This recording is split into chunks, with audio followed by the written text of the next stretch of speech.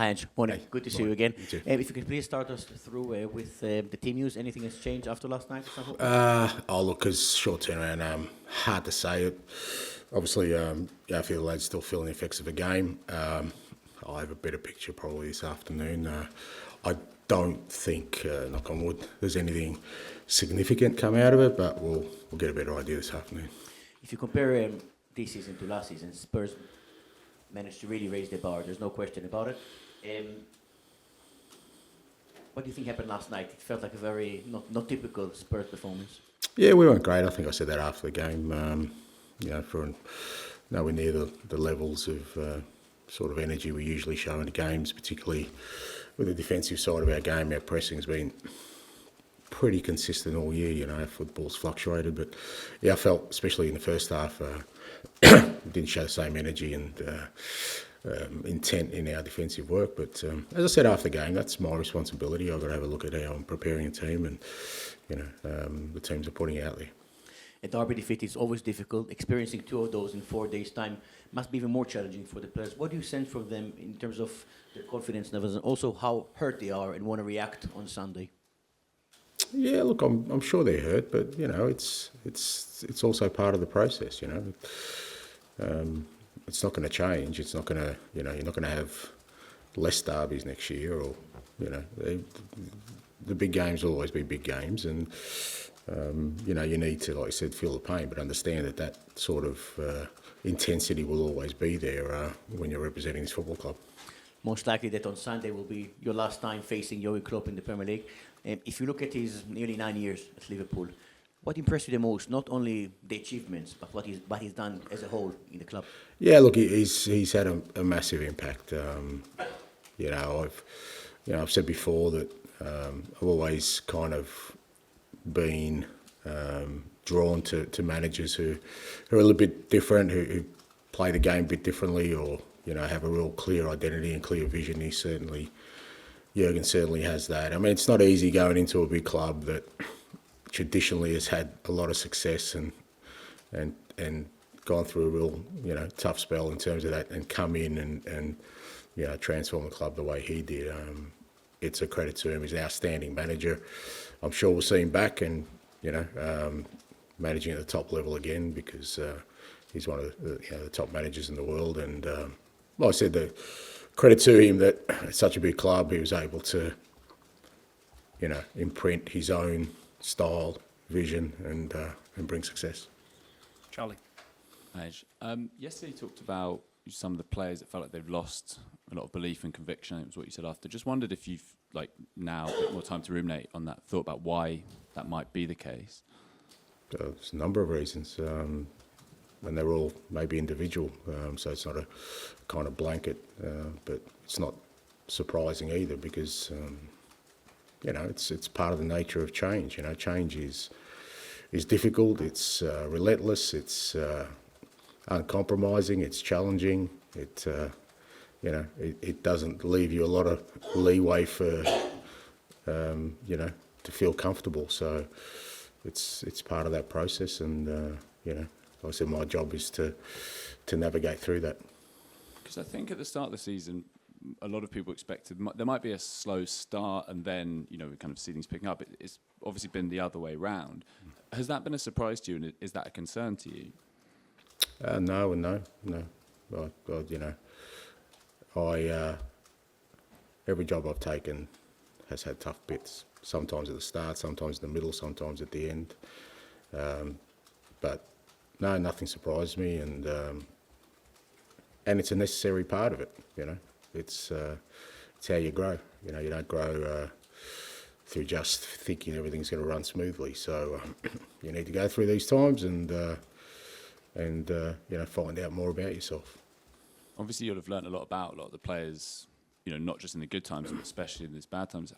Has that changed your view of kind of what's needed in the summer? I know you said that targets were decided a long time ago, but has that changed? No, absolutely not. Absolutely not. I mean, I'd be very surprised if you have heard me in this room from day one saying that we are still not a long way off. I think I've been pretty consistent, and if somebody can show me where I haven't said that, even when we were going well at the start, I still think we're a long way off. That being said, you always want to maintain a competitiveness through that building process, because at a big club, I don't think you can afford to drop off the pace too much, because then it doesn't allow you the possibility of continued growth. So I've always balanced that off, but I think I've been very, very consistent saying we've still got a long way to go. And just on, you were saying there about, it's what you're trying to do, players have to, it's uncomfortable for them constantly.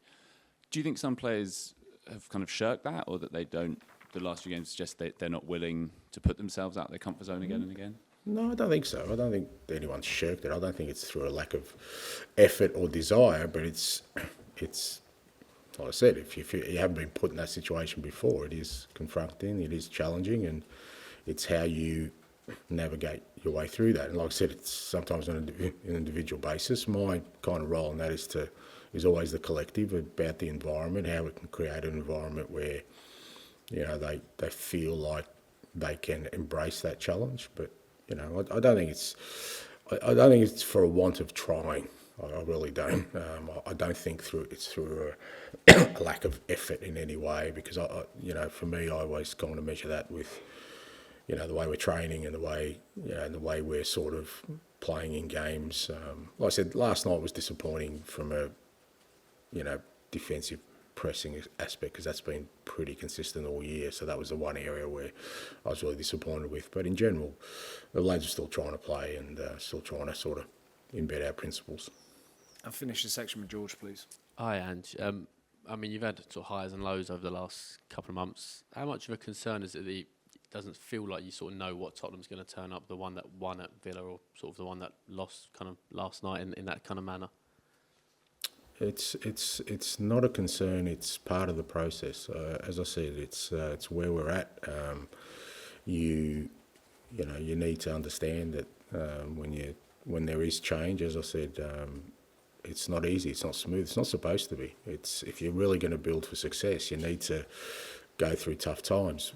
You don't go out trying to manufacture them. You don't create the tough times on purpose, but you have to go through them. And if somebody can show me a team that hasn't been through a tough spell when they're building something, I'll be very surprised, because it's a necessary part of the process. You need to go through that. You need to understand how you're going to deal with that, who deals with it well, who doesn't deal with it well, from a football perspective, from a club perspective, from a staff perspective. All those kind of things reveal themselves, and that's part of the process. And you've said quite a few times that next season you want the team to be in that position to challenge Arsenal, challenge City. I mean, how far off do you feel like you are of that right now? I just finished saying we're a long way off, but that doesn't mean we can't challenge next year. Like, it doesn't. I don't know which other way to put it. I think in terms of the team I want us to be, we're a fair way off, but I'm not dismissing the fact that we have to be competitive and have to challenge for success. Every year I'm here. I'm not going to throw away, but I'm not going to dismiss any year as just a building year. Every year is a building year to get to where we want to, but it's also an opportunity for us to have success, as it was this year. We've fallen short of that.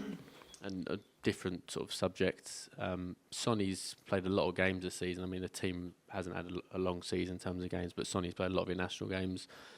Are you kind of looking at him with any temptation to rest him over these next week or so, because it feels like he's run on empty a little bit? Yeah, look, it's been a